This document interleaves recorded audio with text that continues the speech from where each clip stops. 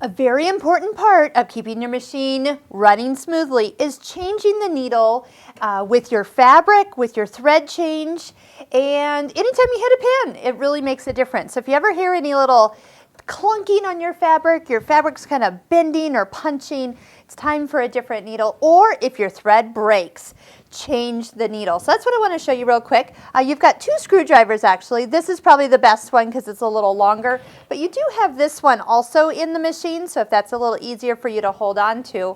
But what you want to do is just go ahead and loosen the screw. Don't take it out completely, but loosen it. Catch it, and then just go ahead and pull it straight down.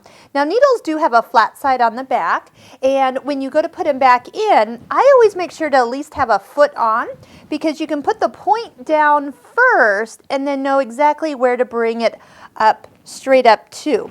Now the one thing people sometimes don't always do is get the needle high enough. Now you might be able to see way up here at the top. You can actually see when the needle gets as high as possible. I'm also going to show you another trick for it to be double checked before you start to sew with the needle slightly lowered accidentally.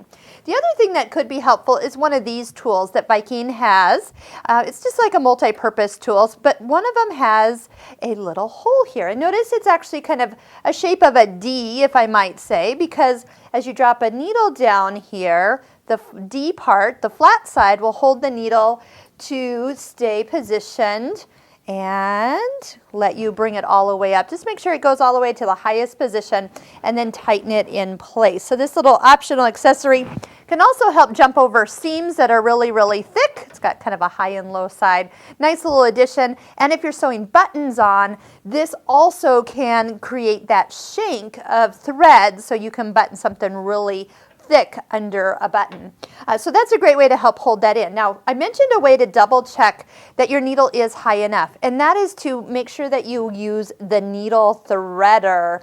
And by using the needle threader, if for any reason the needle threader doesn't line up with the hole, might mean that the needle is not at the highest position. So always double check. That's no fun to have it hit something down below because it wasn't placed as high as it should be.